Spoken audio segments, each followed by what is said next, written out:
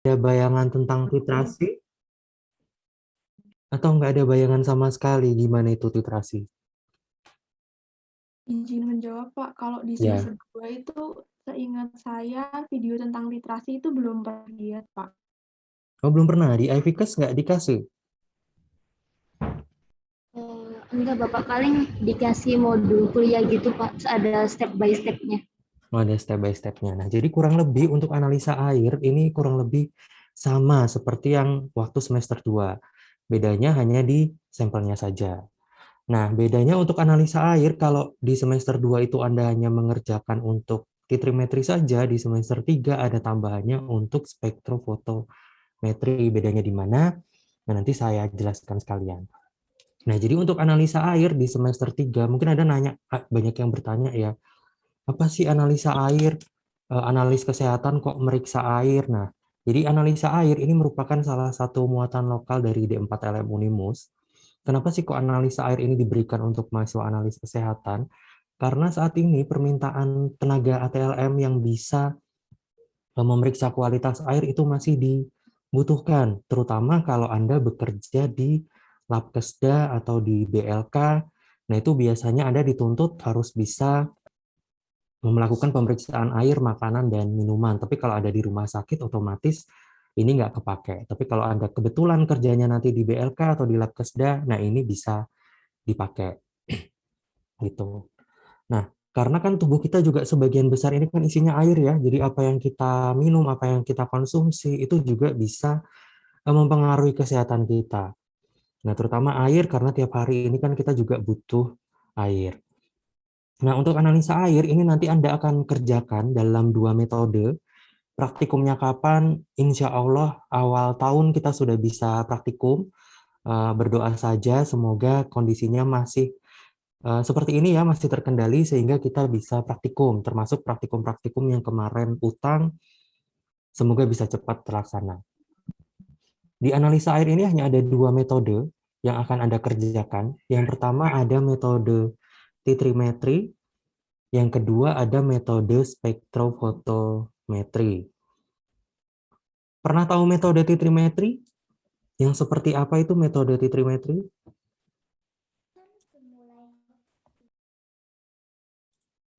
Metode titrimetri itu yang kayak gimana yang Anda tahu? Apa yang dibutuhkan dalam metode titrimetri?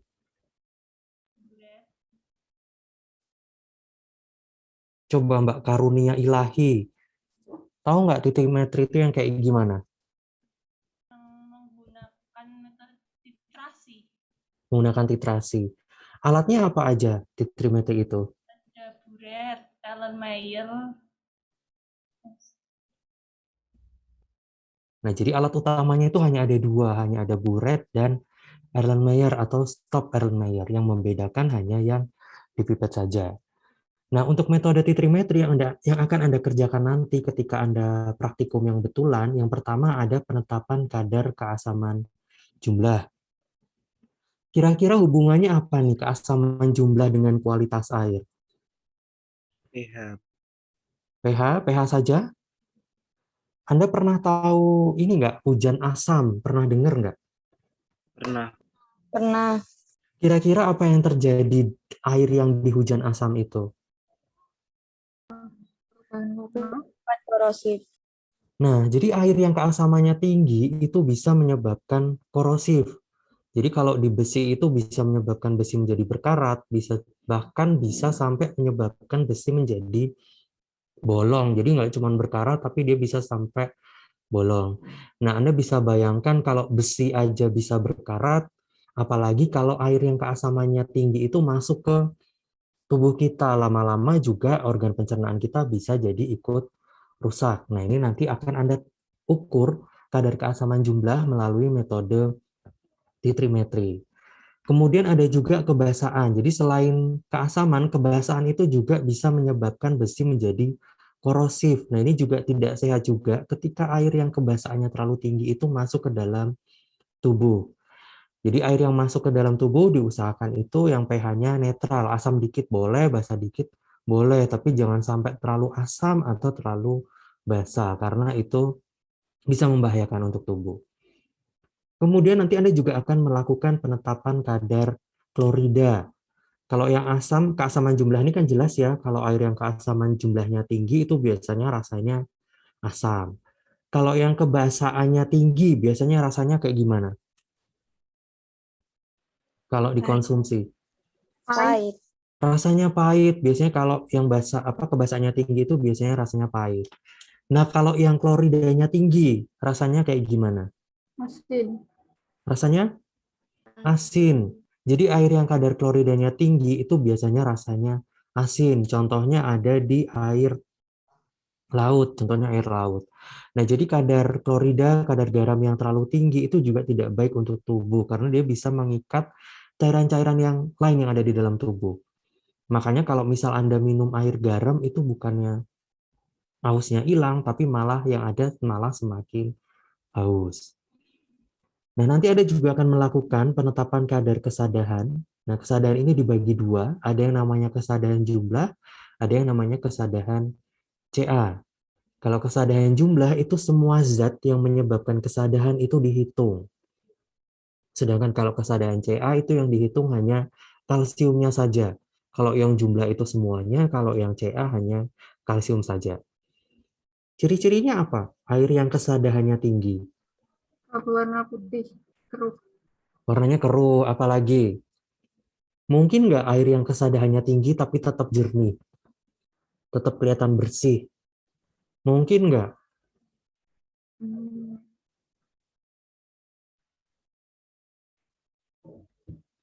Atau ciri-cirinya gimana selain keruh gitu?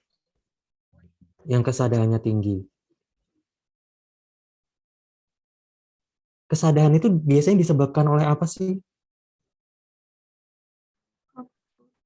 Kapur. Jadi kesadahan itu biasanya kandungan kapur, kandungan kalsiumnya itu terlalu tinggi. Nah, kalau air kandungan kapurnya terlalu tinggi, itu juga bisa menyebabkan kesadahannya jadi tinggi. Ciri-cirinya apa air kalau banyak kapurnya? Bau. Bau? Pernah nggak Anda cuci tangan? Anda cuci tangan, ketika cuci tangan, tangannya itu bukan malah bersih, tapi malah jadi kayak keset, kayak ada yang nempel gitu. Pernah nggak? Ya. Pernah ya? Nah, itu adalah salah satu malah jadi keset kayak ada, bukan lengket, tapi kayak ada sesuatu yang nempel di tangan. Itu ciri air yang kesadarannya tinggi. Atau pernah nggak Anda masak air pakai panci biasa ya, airnya direbus, pancinya jadi berkerak. Iya, Pak. Nah ya, nah itu juga salah satu contoh air yang kesadarannya tinggi. Jadi kalau kapurnya banyak, ketika direbus, kapurnya itu akan mengendap, dia jadi berkerak di panci. Atau bisa juga kesadaran yang tinggi itu ditandai kalau misal Anda misal nyuci baju pakai sabun cuci, dikucek tapi nggak keluar busanya.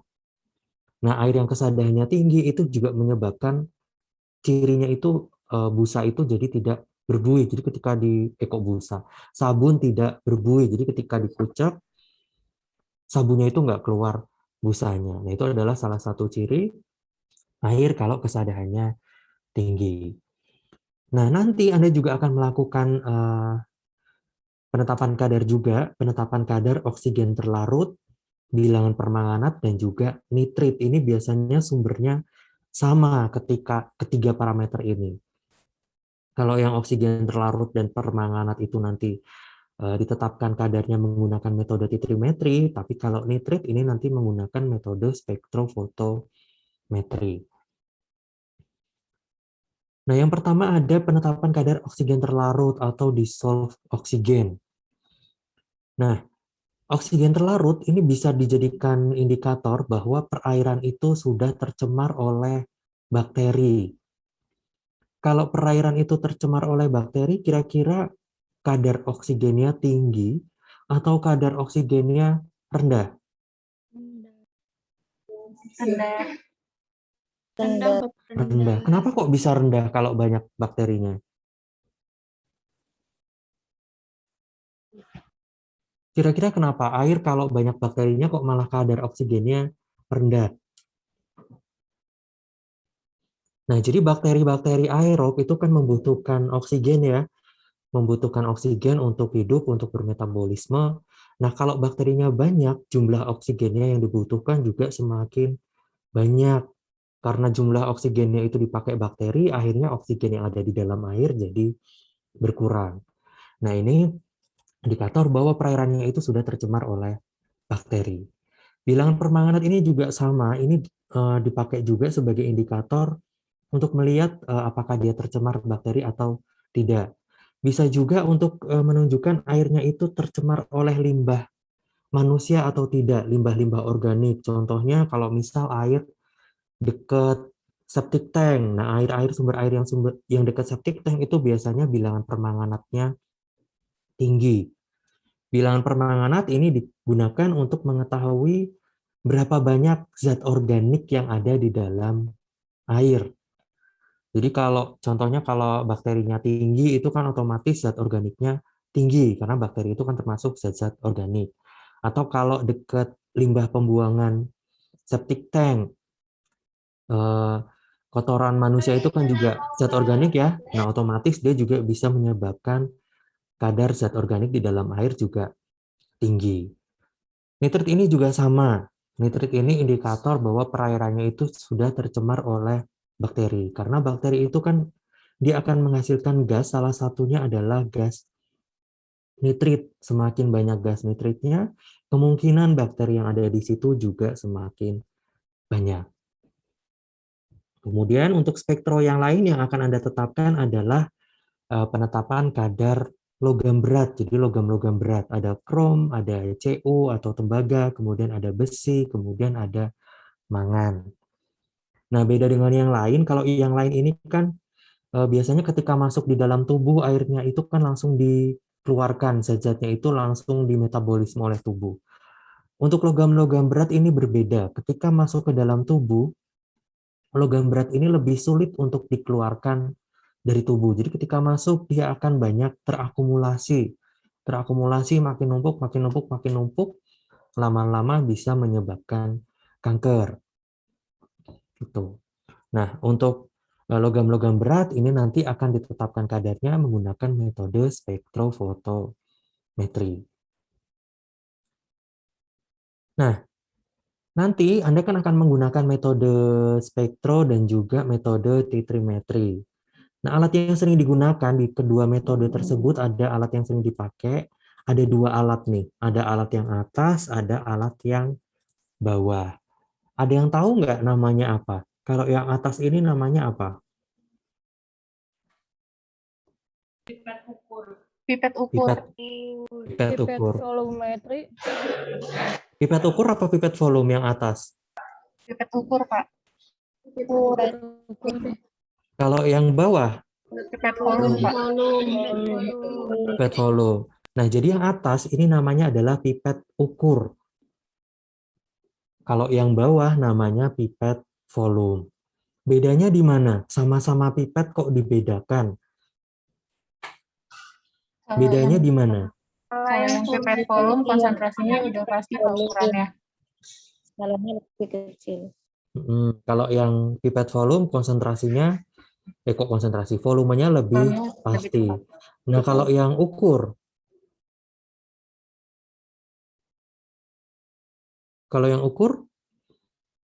nggak pasti gitu. Kalau yang ukur itu mengukur volume larutan ke ketelitian tinggi, Pak. Kalau yang ukur untuk yang ketelitian lebih tinggi, kalau yang volume nggak tinggi. Tentu yang lebih tinggi, ketelitian lebih tinggi. Nah, ini ada dua kubu nih. Kalau misalnya Anda diminta ambil 10,0 mili. Ada tulisannya 10,0, ada komanya. Volume. Anda pakai yang mana? Volume, Pak. Pipet volume. Kalau diminta ngambil 10 mili aja nggak pakai koma. Pipet ukur. Pakai pipet ukur. Pipet ukur. Jadi kedua pipet ini mana yang ketelitiannya lebih tinggi? Pipet Volume. Lebih teliti yang 10 apa 10,0? 10,0. Nah, jadi kalau Anda diminta mengambil suatu larutan volumenya 10,0, ada koma nolnya, berarti Anda pakai pipet volume. Artinya apa? Kalau ada koma 0 itu butuh ketelitian yang lebih tinggi, sehingga wajib hukumnya pakai pipet volume. Nah, pipet volume ini hanya ada satu macam ukuran. Kalau yang 10 mili ya hanya bisa digunakan untuk ngambil 10 mili. Nggak bisa yang 10 mili dipakai buat ngambil 5 mili, nggak bisa. Yang 5 mili juga sama. Pipet volume 5 mili hanya bisa untuk ngambil 5 mili aja. Nggak bisa dipakai untuk ngambil 2 mili atau 1 mili, nggak bisa. Beda dengan pipet volume. Pipet volume ini, dia ini adalah alat semi kuantitatif, jadi dia lebih banyak kualitatif. Ketelitiannya di bawah pipet volume. Jadi yang paling teliti adalah pipet volume. Yang kedua adalah pipet ukur. Nah, kalau pipet ukur, ini meskipun ukurannya 10 mili, dia bisa dipakai untuk yang lain. Contohnya pipet ukur 10 mili dipakai buat ngambil 1 mili bisa, buat ngambil 2 mili bisa, 5 mili juga bisa. Jadi jangan sampai salah, tergantung perintahnya, Anda diminta ngambilnya teliti secara kuantitatif atau secara kualitatif. Kalau kualitatif Anda boleh pakai pipet ukur, tapi kalau kuantitatif Anda wajib pakai pipet volume. Terus cara ngambil larutannya gimana? Pakai pilus ball. Pakai foosball. Pakai Pilus ball. pakai filler atau foosball Filler. atau spin ball. Jadi namanya tuh banyak ya. Ada yang nyebutnya foosball, ada yang nyebutnya filler, ada yang nyebut foosball. Jadi macam-macam. Bentuknya itu seperti bola. Jadi bentuknya kayak bola karet gitu. Nanti dipasang di sini, dipasang di ujung, kemudian tinggal dipencet. Nah, kalau Anda pakai pipet ukur atau pipet volume, ketika Anda nyedot, jangan dipasin di garis dulu. Jadi dilebihkan dulu. Jadi Anda pipet sampai lebih. Contohnya ini ya yang kelihatan nih. Nah, contohnya yang pipet ukur ini. Ini kan ada garisnya. Jadi Anda misal mau ngambil 10 mili ya jangan dipasin di 10 mili, tapi dilebihkan dulu. Kenapa kok dilebihkan? Karena di sini ini kan ada sisa-sisa cairan yang nempel di dinding pipet. Nah, sisa-sisa cairannya ini Anda lap dulu pakai tisu. Anda lap pakai tisu, kalau dilap pakai tisu itu kan otomatis cairannya akan berkurang karena ada yang kesedot pakai tisu. Nah, setelah dilap pakai tisu, baru ditepatkan sampai tanda batas. Jadi jangan langsung ditepatkan, tapi dilebihkan dulu. Kenapa sih kok harus dilap pakai tisu dulu? Nggak boleh langsung dimasukin? Volumenya berlebih. Volume berlebih aja? Steril. Nah, yang pertama karena nanti di analisa air yang akan Anda gunakan itu konsentrasinya adalah ppm, part per million, per 1 juta. Per 1 juta itu kan kecil sekali ya. Jadi di sini kan ada sisa-sisa cairan. Kelebihan 1 tetes aja itu bisa berpengaruh, sehingga perlu dilap. Kemudian kita kan nggak tahu ya, yang kita pipet itu apakah dia zat yang asam atau yang basah, yang korosif atau gimana, kita kan nggak tahu. Sehingga perlu dibersihkan dulu, sehingga ketika nanti secara nggak sengaja kena ke kita, di sini sudah bersih, makanya perlu dilap dulu. Nah, setelah dilap, baru Anda masukkan.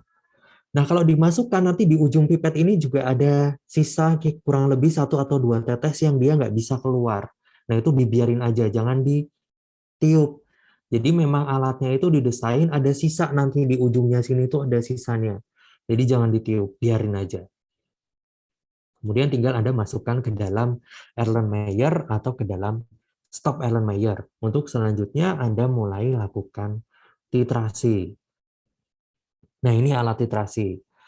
Alat titrasi secara umum seperti ini ya, ada yang namanya buret, ada yang namanya Erlenmeyer.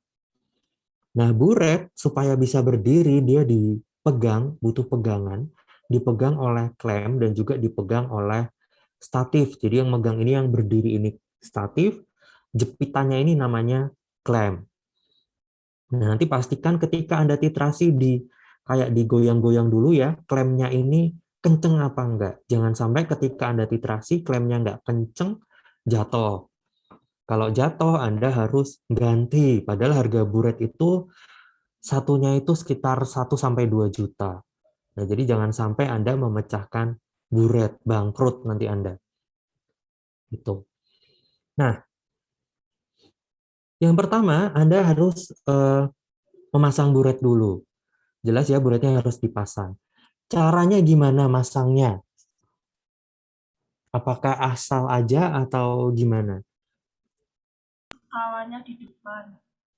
Ya, jadi skalanya, buret itu kan ada satu sisi yang ada skalanya, ada satu sisi yang nggak ada skalanya. Jangan kebalik. Yang ada skalanya itu ngadep ke depan. Skalanya ngadep ke depan, biasanya kalau skalanya di depan, nanti kerannya itu ada di sebelah kanan. Kerannya ada di sebelah kanan, skalanya ngadep ke depan. Jangan sampai kerannya ada di sebelah kiri. Gitu. Kalau sudah siap, tinggal Anda isi dengan larutan, Anda isi. Cara ngisinya gimana? Menggunakan corong. Pakai corong. Jadi Anda kasih dulu corong, kemudian Anda masukkan. Sebelum ngisi pakai corong, apa yang harus Anda perhatikan? Dinetralkan sama Aquades. Dinetralkan Aquades. Kalau misal, Anda belum pernah ke lab ya. Misal nih, Anda mau ngisi buret, kepala Anda di sini, kepala Anda misal di sini nih, kepala Anda. Boleh nggak kepala Anda di sini, buretnya di sini? Nah, misal kepalanya posisinya di sini. Boleh nggak? Tidak. Enggak. Tidak, Kenapa? Pak. Kok nggak boleh? Jauhan. Kalau mau ngisi. Harus sejajar. Harus Nah, kalau Anda ngisi buret, pastikan kepala Anda tidak lebih rendah dari buret. Jadi buret itu harus maksimal itu sejajar dengan kepala Anda. Kenapa? Kalau ini buretnya lebih tinggi dari kepala Anda isi, kalau misal tumpah, ya kalau cuman Aquades yang diisi. Nah, kalau yang misal diisi HCl, tumpah kena kepala, nah, kan jadi bahaya. Jadi pastikan buret ini posisinya harus di bawah kepala Anda. Ini kan ada klemnya ya. Klemnya nanti dilonggarin dulu, buretnya diturunin, baru diisi. Kalau sudah terisi, sudah sampai tanda batas, baru Anda naikkan lagi. Nah, ini terutama yang kecil-kecil, yang tubuhnya minimalis ya, dipastikan buretnya di bawah kepala Anda. Boleh nggak Anda naik kursi buat ngisi buret ini? Enggak boleh. Nggak boleh. Nah, biasanya kalau mahasiswa kalau baru pertama praktikum itu dikasih tahu buretnya nggak boleh lebih tinggi dari kepala, terus pada manjat-manjat kursi. Jangan. Kalau Anda manjat kursi, kepleset, lah malah badan Anda bisa kena buret, semuanya pecah semua, bubar akhirnya. Jadi buretnya yang diturunin, jangan Anda yang naik ke kursi. Itu. Kemudian ada juga yang namanya Erlenmeyer. Jadi Erlen yang digunakan itu ada dua macam yang nanti akan Anda gunakan. Ada yang namanya Erlenmeyer, ada yang namanya Stop Erlenmeyer. Ada yang tahu nggak bedanya di mana? Erlen dan Stop Erlen. Ditutupnya. Ditutupnya. Erlen dipakai buat apa? Stop Erlen dipakai buat apa? Kapan Anda pakai Erlenmeyer? Kapan Anda pakai Stop Erlenmeyer?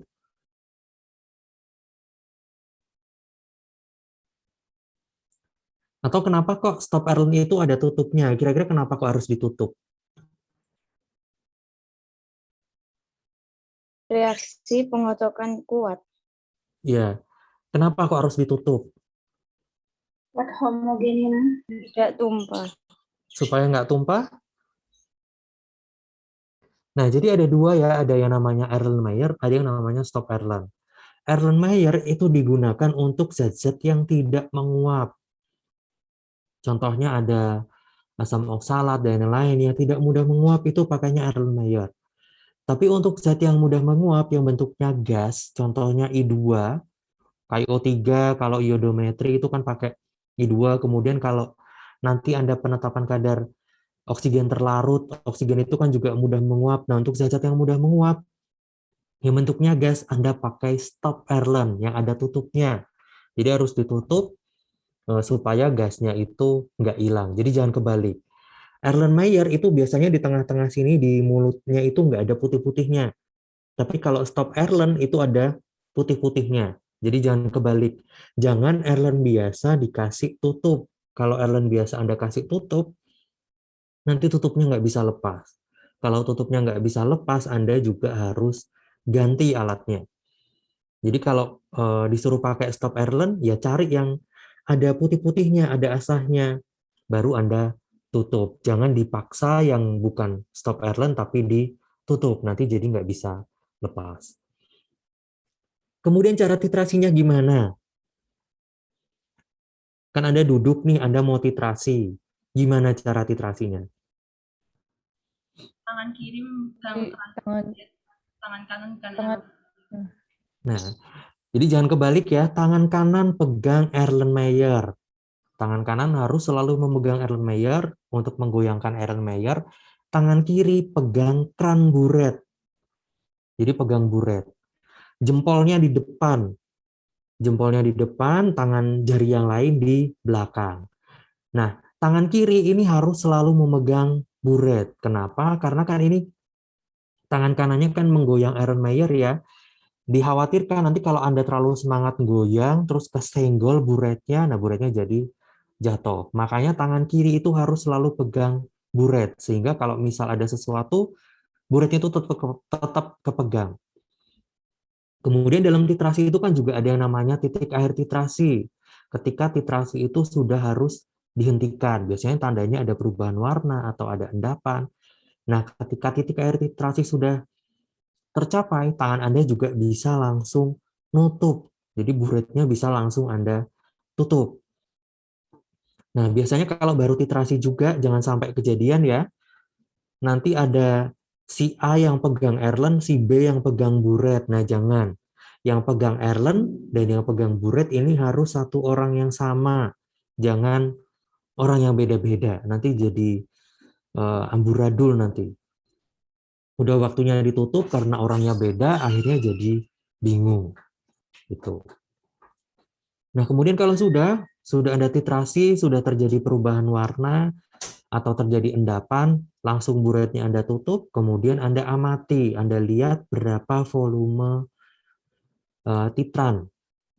Nah, contoh nih kayak gini.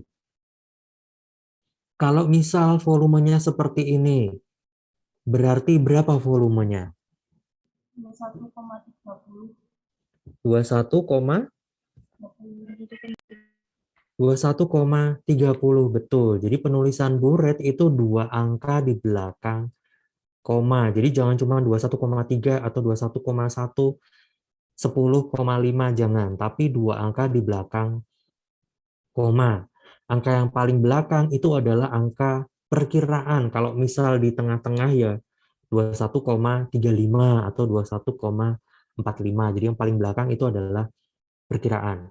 Kalau pas di garis, ya berarti pakai 0, 21,00, 21,10 atau 10,50. Nah, yang paling belakang adalah perkiraan Anda.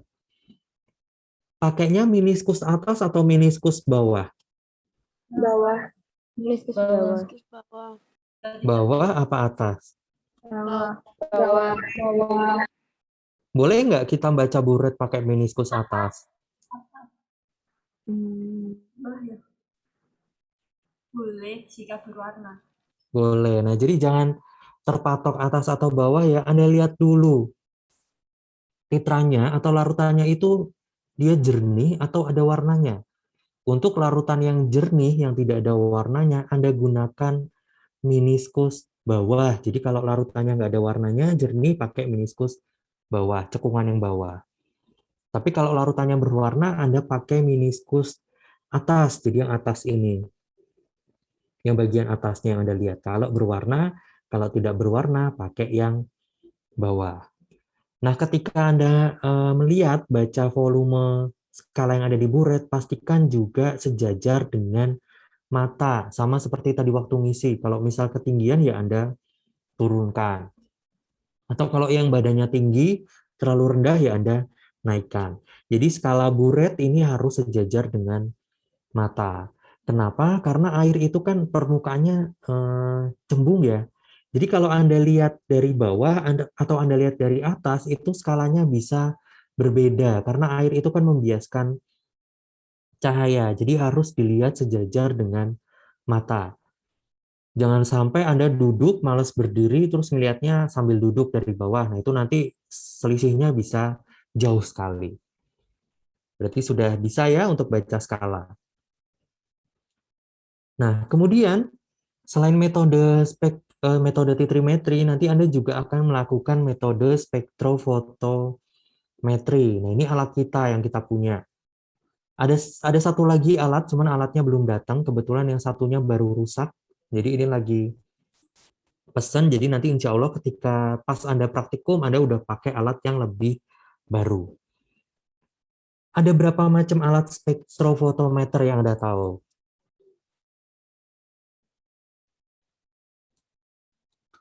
Atau ada yang tahu nggak spektrofotometri atau spektrofotometer itu kerjanya itu berdasarkan apa? Biasa cahaya. Prinsip kerjanya berdasarkan apa? Itu Nah, ini di kimia klinik juga berdasarkan biasa. cahaya. Nah, ini di klinik juga Anda pakai ya, spektrofotometer. Jadi fotometer itu bekerja berdasarkan penyerapan cahaya. Setiap sampel itu kan akan menyerap cahaya. Nah, cahaya yang diserap inilah yang disebut sebagai absorbansi. Ada juga cahaya yang diteruskan. Jadi sebagian diserap, sebagian diteruskan. Nah, cahaya yang diteruskan ini disebut sebagai transmitansi. Jadi jangan kebalik. Yang diserap adalah absorbansi, yang diteruskan adalah transmitansi. Semakin pekat suatu sampel, cahaya yang diserap akan semakin besar. Yang diteruskan jadi semakin kecil. Demikian juga sebaliknya. Ada berapa macam spektro yang Anda tahu?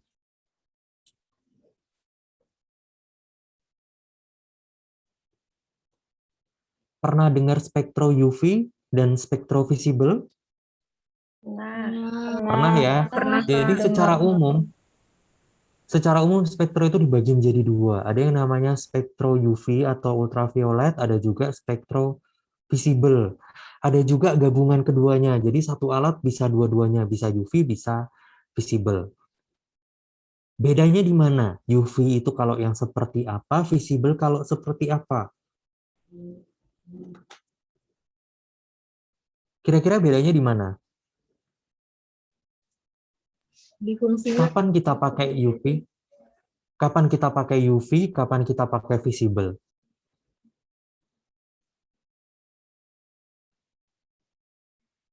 Di mana? Di klinik Anda kan juga pakai fotometer. Kimia klinik 1. Visible dari namanya. Visible itu artinya apa kalau dalam bahasa Indonesia?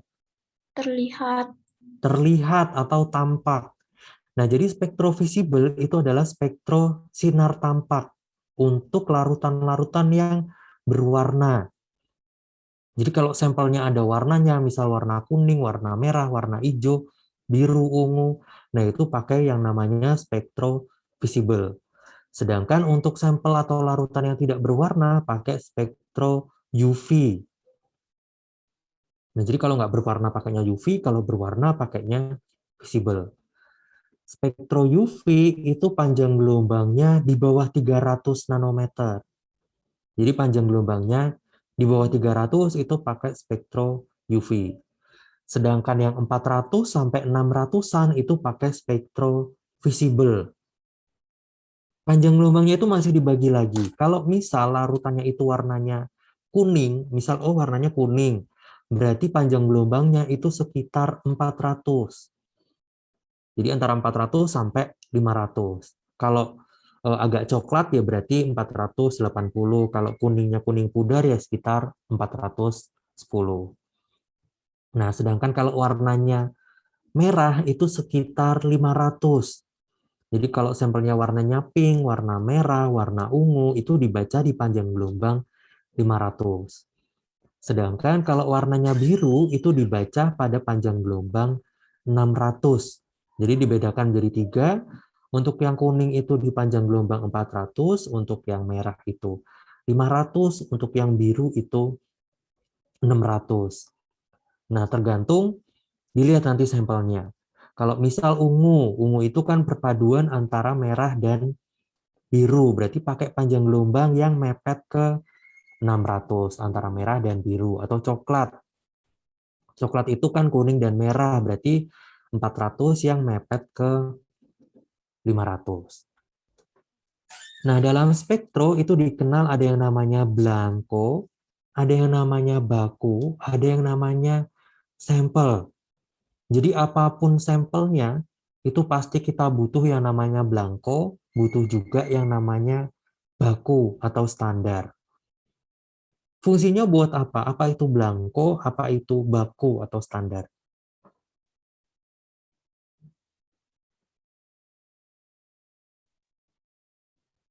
Blanko untuk mengenolkan. Blanko untuk mengenolkan, namanya aja blanko, blank. Fungsinya adalah untuk mengenolkan.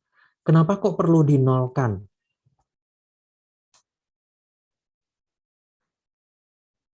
Kenapa kok perlu dinolkan? Atau biasanya yang dipakai sebagai blanko itu apa? Aquades. Aquades saja? Nah, zat yang dipakai untuk blanko itu adalah zat yang digunakan untuk melarutkan sampel. Jadi sampelnya itu dilarutkan atau diencerkannya pakai apa? Kalau sampelnya dilarutkan atau diencerkan pakai aquades, berarti blankonya pakai aquades. Tetapi ada beberapa sampel, contohnya nanti ketika Anda praktikum toksi, kalau di sini di analisa air ini Anda hanya pakai aquades saja. Nanti di toksi itu Anda akan pakai macam-macam blanko. Tergantung sampelnya itu larutnya di mana. Kalau misal sampelnya dilarutkan di alkohol, ya berarti blankonya pakai alkohol. Kalau dilarutkan di aquades, ya pakai aquades. Atau kalau dilarutkannya di kloroform, ya berarti pakai blankonya adalah kloroform. Kenapa sih kok perlu dinolkan si blanko ini? Kok perlu dinolkan? Kenapa?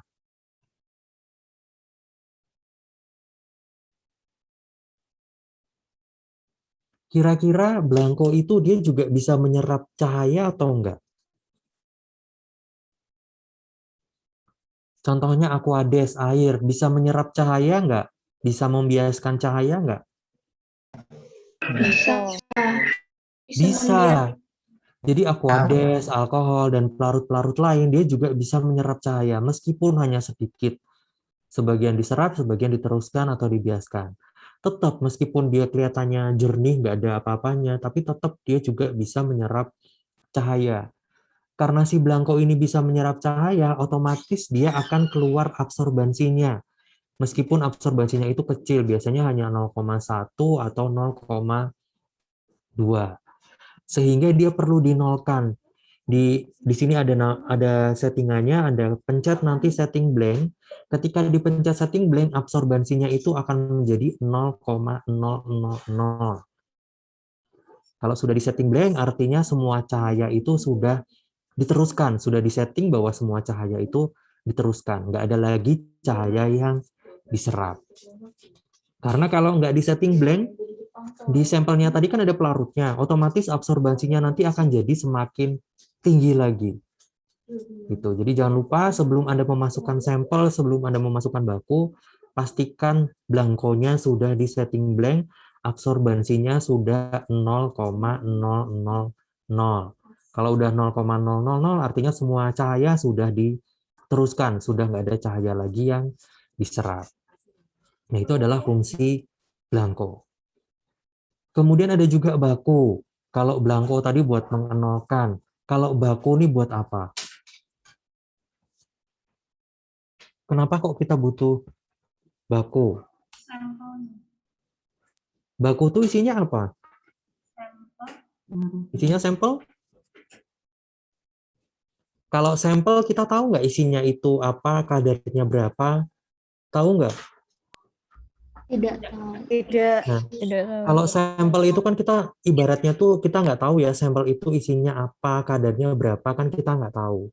Sehingga kita butuh yang namanya baku. Apa itu baku? Atau standar. Larutan standar. Larut yang ketahui konsentrasi. Nah, jadi kita butuh yang namanya larutan baku atau larutan standar. Apa itu larutan baku atau larutan standar? Larutan baku atau larutan standar itu adalah larutan yang kita sudah tahu dengan pasti isinya itu apa. Kita sudah tahu isinya apa, kita sudah tahu konsentrasinya berapa. Jadi kita tahunya itu nggak cuma isinya aja, tapi kita juga tahu konsentrasinya itu berapa. Nah, sampel itu kan kita nggak tahu ya isinya apa, konsentrasinya berapa. Sampel yang kita nggak tahu isinya apa itu akan kita bandingkan dengan baku, akan kita bandingkan dengan standar.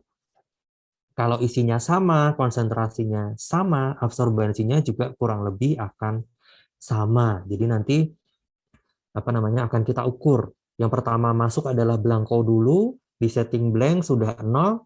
Setelah itu Anda mau memasukkan sampel dulu boleh, mau memasukkan baku juga boleh, terserah mau yang mana dulu. Nah, nanti ketika Anda praktikum itu juga akan ada beberapa kuvet ya, ada kuvet kaca, ada kuvet plastik, ada juga kuvet kuarsa. Jadi ada 3 macam yang akan Anda gunakan. Tetapi untuk praktikum ini yang lebih banyak akan Anda gunakan adalah kuvet plastik.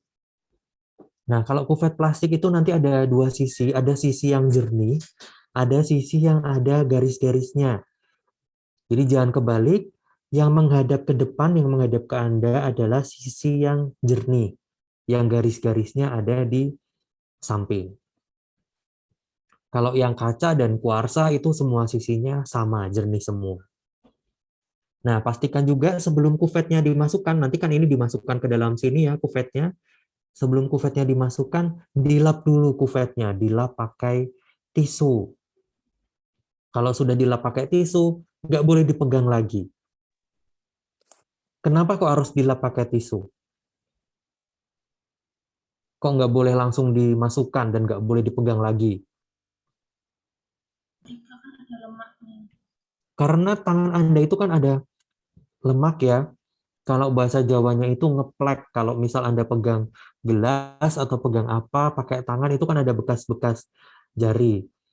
Nah, bekas-bekas jari, bekas-bekas kotoran itu juga bisa mempengaruhi absorbansi. Nanti absorbansinya jadi tinggi banget, padahal kan itu absorbansi dari bekas tangan Anda, bukan dari sampel, sehingga harus dilap dulu. Kalau udah dilap, jangan dipegang lagi. Kalau dipegang lagi, otomatis dia akan kotor lagi. Ada yang ditanyakan sampai di sini untuk pengantar? Belum ya? Nah, kemudian untuk praktikum pertama, nanti Anda akan melakukan penetapan kadar keasaman jumlah. Ini teorinya sudah ya dengan Budia. Jadi keasaman jumlah itu adalah banyaknya basa yang diperlukan untuk menetralkan zat asam di dalam sampel. Nah, dalam titrimetri, apapun sampelnya, itu ada yang namanya titrasi standarisasi, ada juga titrasi sampel. Jadi Anda akan melakukan 2 macam titrasi. Masing-masing titrasi Anda lakukan sebanyak 2 kali minimal. Jadi total ada 4 kali titrasi minimal. Ada yang namanya titrasi standarisasi, ada yang namanya titrasi sampel. Anda mau mengerjakan sampelnya dulu boleh, mau mengerjakan standarisasinya dulu juga boleh, terserah mana enaknya. Kenapa sih kok perlu dilakukan standarisasi? Kok nggak bisa kalau cuman sampel aja yang dititrasi tanpa melakukan standarisasi?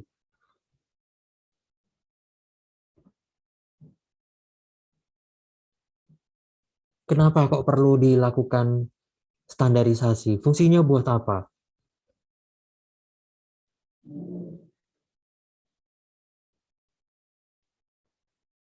Buat apa? Coba Mbak Mutia Fajri.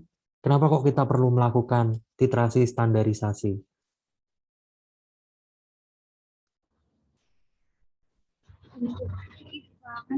Kalau tadi pakai polimeter juga pakai larutan standar. Jadi perlu distandarisasi Pak untuk mengetahui larutan standarnya itu berapa. Ya. Nah, jadi sampelnya ini contohnya untuk keasaman jumlah. Untuk keasaman jumlah, sampelnya itu kan akan dititrasi menggunakan NaOH. NaOH-nya nanti yang dimasukkan ke dalam sini. Jadi jangan kebalik ya. Sampelnya kan akan dititrasi menggunakan NaOH, berarti NaOH adalah sebagai titran yang Anda masukkan ke dalam buret. Ada yang masih ingat nggak NaOH itu termasuk standar primer atau standar sekunder? Larutan standar itu kan ada dua macam, ada standar primer, ada standar sekunder.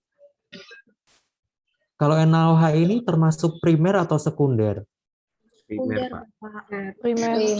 Primer, sekunder. Primer itu yang gimana? Sekunder itu yang gimana? Bedanya di mana? Bedanya primer dan sekunder itu apa?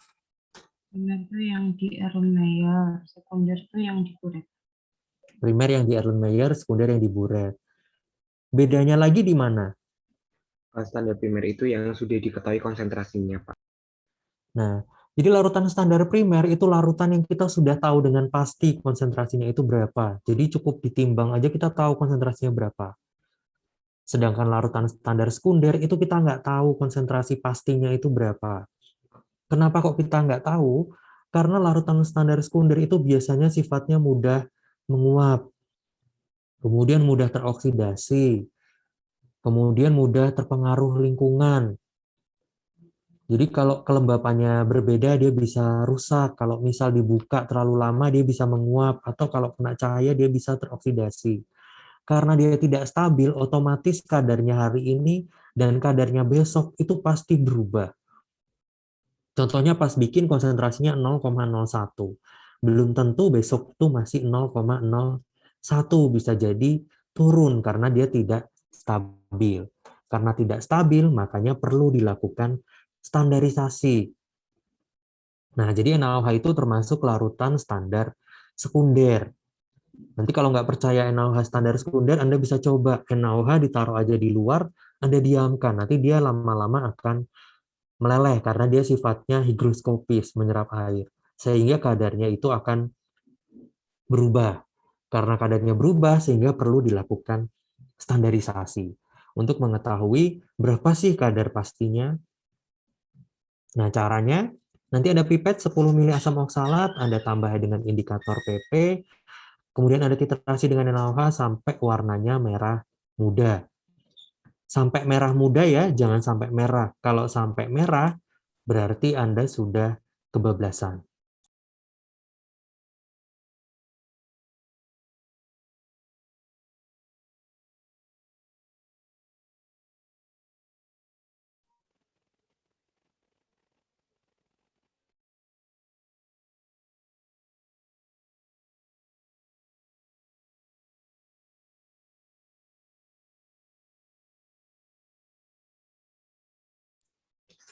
Nah, kembali lagi ya, jadi Anda pipet 10 mili asam oksalat, masukkan ke dalam Erlen, kemudian ditambah indikator PP, lalu dititrasi sampai terbentuk warna merah muda. Sampai merah muda, bukan sampai merah. Kalau sampai merah, tandanya Anda sudah kebablasan. Jadi warna merah yang pertama kali terbentuk. Jadi udah merah, dikocok nggak hilang, berarti sudah selesai. Kemudian Anda masukkan. Misal nih, Anda dapat hasil titrasi seperti ini, 10, 11,20, dan 11,40. Cara ngitungnya gimana? Cara ngitung normalitas NaOH-nya?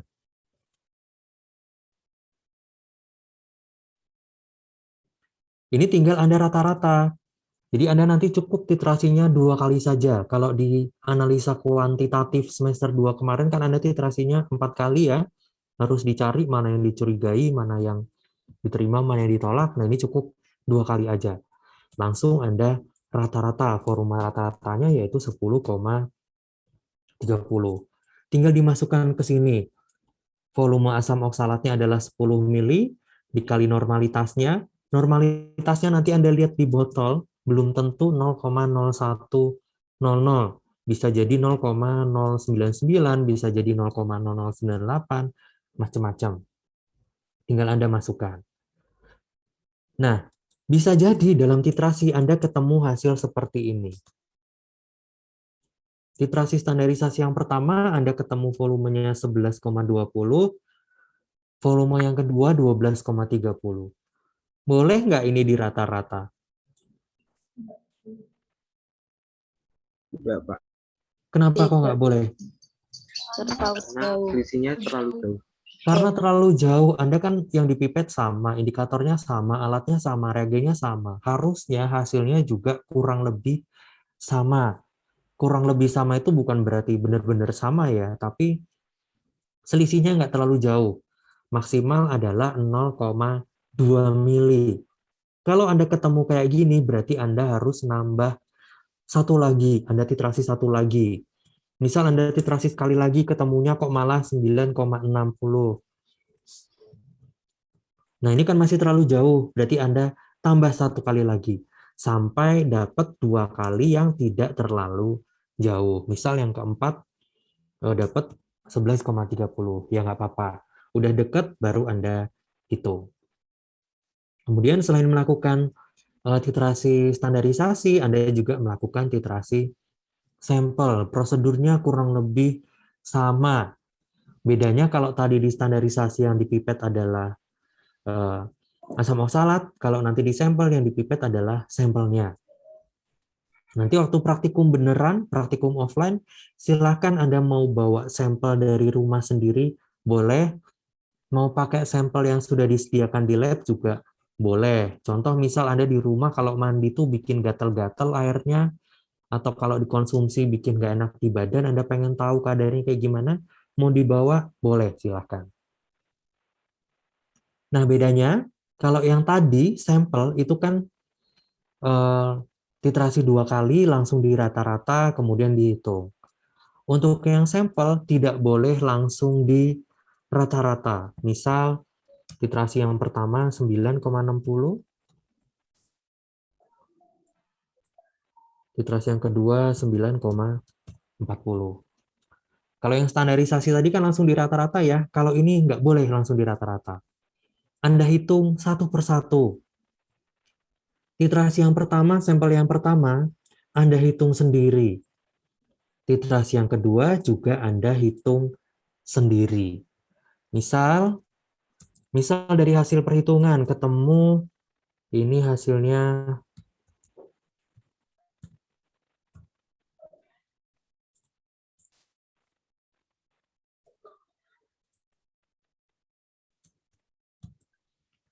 Nah, misal sampel 1 ketemu kadarnya 120,60. Sampel kedua ketemu kadarnya 125,54. 120 dan 125 dekat atau jauh bedanya? Jauh, Pak. Jauh. 120 dan 125? Nyampe 10%-nya enggak? Udah. Enggak. Kalau tidak sampai 10%-nya berarti dia masih dekat. Jadi sampel 1 dan sampel 2 ini kan dekat ya, masih 120-an, yang satu 120 pas, yang satu 125. Masih sama-sama di 120-an. Kalau sampel 1 dan sampel 2 kadarnya kurang lebih sama, di kesimpulan tinggal Anda rata-rata. Jadi nanti di kesimpulannya kadar keasaman jumlahnya yang sebagai CaCO3 adalah sekitar 123, sekian. Ini kalau sampel 1 dan sampel 2 kurang lebih sama, Anda rata-rata. Kalau misal nih ketemu kayak gini, sampel pertama ketemu kadarnya 120,60. Sampel kedua ketemu kadarnya 155,54. Kesimpulannya gimana? Titrasi lagi. Boleh nggak Anda rata-rata? Tidak. Nggak boleh, karena kadarnya jauh, jadi tidak boleh dirata-rata. Kenapa kalau kadarnya jauh nggak boleh dirata-rata? Karena sampelnya sama, Pak. Karena sampelnya sama, kadarnya kan harusnya kurang lebih sama. Kalau ada salah satu yang beda jauh, berarti salah satu itu pasti ada yang salah. Salah satu benar, salah satu salah, kalau dirata-rata kan jadi salah semua, jadi jangan dirata-rata. Terus gimana kalau nemu kayak gini? Titrasi ulang. Kalau masih ada waktu, Anda lakukan titrasi ulang, kalau masih ada waktu. Nah, biasanya kalau udah praktikum, apalagi besok kan praktikumnya dipadatin ya, Anda bisa 1 hari full itu cuman praktikum. Kalau ngulang terus-terusan nanti nggak selesai-selesai. Nah, kalau ketemu kayak gini, Anda pilih salah satu aja. Mau pilih yang mana? Pilih yang 120 atau pilih yang 155?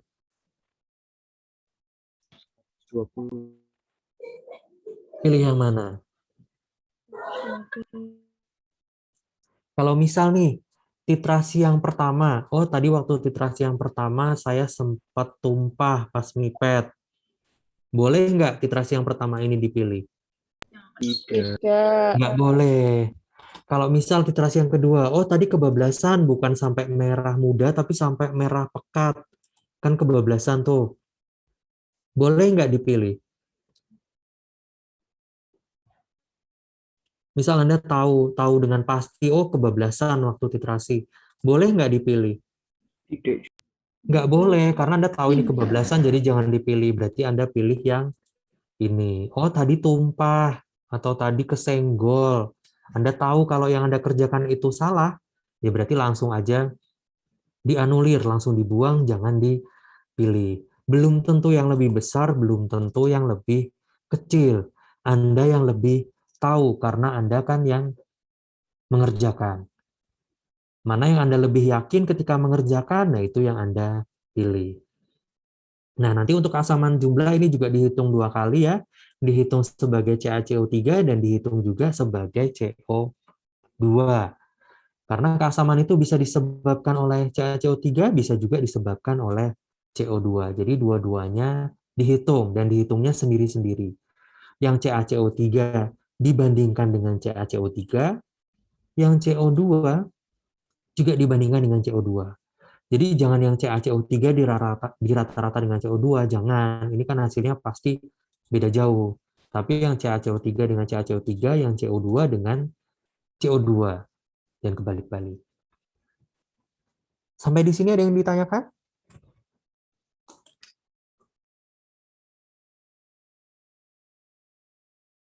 Cukup? Cukup ya? Nah, mungkin itu saja sedikit pengantar dari saya untuk praktikum di pertemuan pertama. Tadi sudah dicatat ya.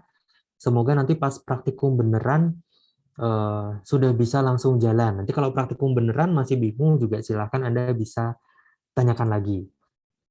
Nah, ya. Untuk dosennya bagaimana ya Pak? Kalau nanti PR analisa kan ada 4 dosen kalau nggak salah. Untuk pembagian dosen akhirnya gimana Pak? Oh, jadi sementara konfirmasinya ke saya dulu ya. Nanti kalau saya nggak bisa baru digantikan yang lain. Baik Pak, terima kasih. Nah, sebagai absen, untuk absen nanti silakan Anda kerjakan kuisnya. Kuisnya saya buka sampai jam 4. Jadi yang nggak mengerjakan kuis, saya anggap tidak hadir hari ini. Silakan Anda mau buka buku, mau pakai kalkulator, mau apa, terserah. Yang penting Anda kerjakan. Itu saja ya dari saya. Kalau sudah saya akhiri. Assalamualaikum warahmatullahi wabarakatuh. Waalaikumsalam warahmatullahi wabarakatuh.